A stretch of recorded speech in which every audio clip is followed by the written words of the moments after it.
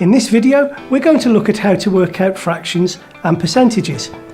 These are a key topic that feature in every exam.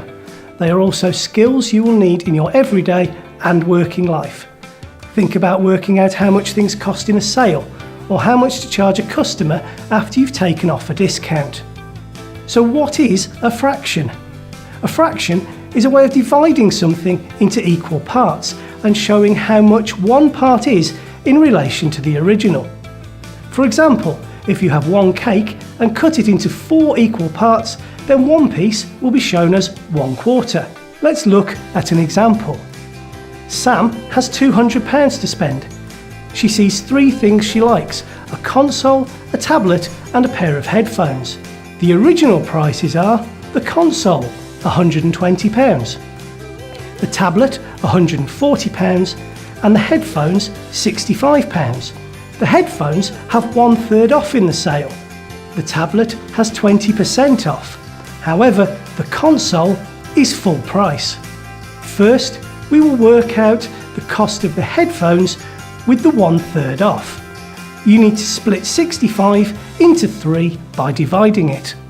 65 divided by 3 equals £21.67. Because we are dealing with money, we round this to the nearest penny.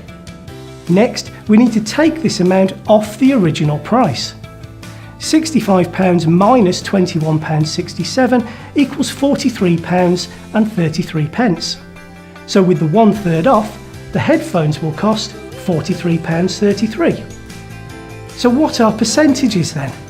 They show a number as a fraction of 100. So instead of showing it out of 1, as we just did with the fraction, we show it as a part of 100. Now, what about the tablet? It has 20% off. So first we need to find out 1% or 1/100th of the price of the tablet. £140 divided by 100 equals £1.40. Next, we multiply the £1.40 by 20 to find the value of 20%. £1.40 times 20 equals £28. We now need to take £28 off the original price to find the sale price of the tablet. £140 minus £28 equals £112. So the tablet will cost £112. So can Sam afford to buy all 3 items? Let's see by adding up the new prices.